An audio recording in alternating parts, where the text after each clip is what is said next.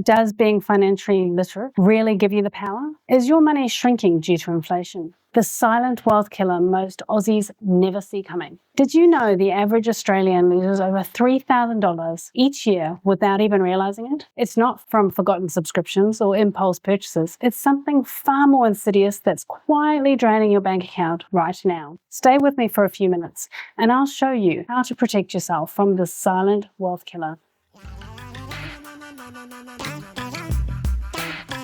Whether you're a barista in Bondi or a mining exec in Perth, you work hard for your money, right? You budget, you save, you make smart choices. But what if I told you that there's an invisible force that's making all that effort worth less and less every single day? Let's get real for a moment. Have you noticed how your weekly shop seems to cost more, even though you're buying the same item? Or how that morning coffee used to be $4 is now pushing to $7? That's not just bad luck or greedy business. It's the silent wealth killer I'm talking about. In fact, here's what most people don't understand. Inflation isn't just about prices going up. It's about money becoming worth less. Every dollar you saved last year buys less this year, and next year it'll buy even less. The scary part, most Aussies are making 3 crucial mistakes that turn inflation from an inconvenience into a financial disaster. They're keeping too much cash in low-interest savings accounts. They're underestimating how quickly inflation compounds over time. They're not leveraging the financial tools specifically designed to beat inflation.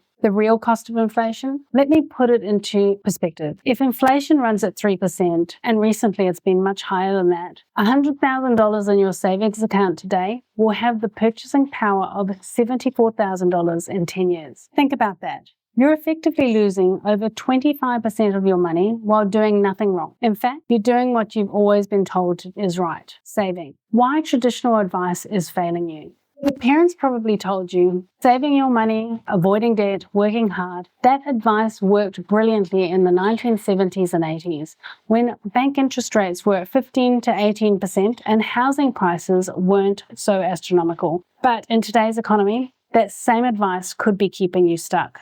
Here's why. When inflation is running at 5 to 7% and your savings account is at 1 to 2%, you're going backwards every single day. It's like trying to fill a bathtub while the drain is open. The wealth gap explained. Ever wondered why the gap between the wealthy and everyone else keeps growing? Here's an insider secret. The wealthy rarely hold significant amounts of cash. Instead, they own assets that rise with or faster than inflation. Property that appreciates and generates rental income. Shares that grow and pay dividends. Businesses that can increase prices alongside inflation. Meanwhile, everyday Aussies are watching their savings evaporate in purchasing power, creating wealth gap that grows by the day. Let me tell you about Sarah from Melbourne. At 35, she had done everything right. Saved $85,000 for a house deposit, avoided debt, worked steadily in her government job. But over 3 years of house hunting, something devastating happened. Property prices in her targeted suburb had jumped 26%, while her savings had only grown by 4% from interest. Despite saving an additional $25,000 during this time, she was actually further from buying her dream home than when she started. Sarah was gutted when she realized that she'd been going backwards despite doing everything right. So, after doing some research, she restructured her approach. She kept just enough cash for emergencies and strategically redirected her savings into a diversified share portfolio, focusing on companies with pricing power, a small investment property in a regional growth area with positive cash flow, additional super contributions to take advantage of tax benefits and long-term growth. 2 years later, Sarah's net worth had increased by a whopping 31%. She's generating positive income that grows with inflation, and she's back on track to buying her dream home next year. The difference? Sarah stopped trying to save her way to wealth and started building assets that fight inflation for her. So, what's the key takeaway here?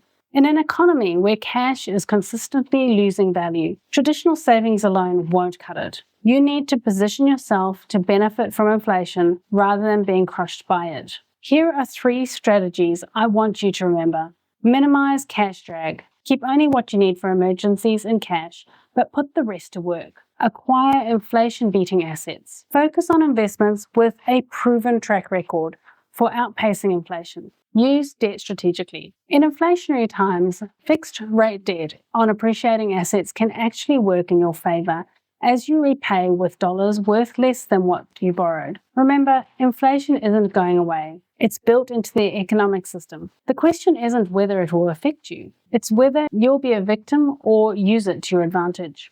Has inflation been eating away at your savings? Drop a comment below with your biggest inflation concerns. If this video opened your eyes to the silent wealth killer that is inflation, hit the subscribe button and notification bell. Each week, I'm sharing strategies that the financially savvy use to build wealth in any economic climate. If you're new to my channel or returning for some fresh insights, welcome. I'm glad you're here. Until next time, I'm Christine. Thank you for committing to a life of freedom, choice, and abundance through financial literacy. Because in a world where your money is designed to lose value, you need to be smarter than the system.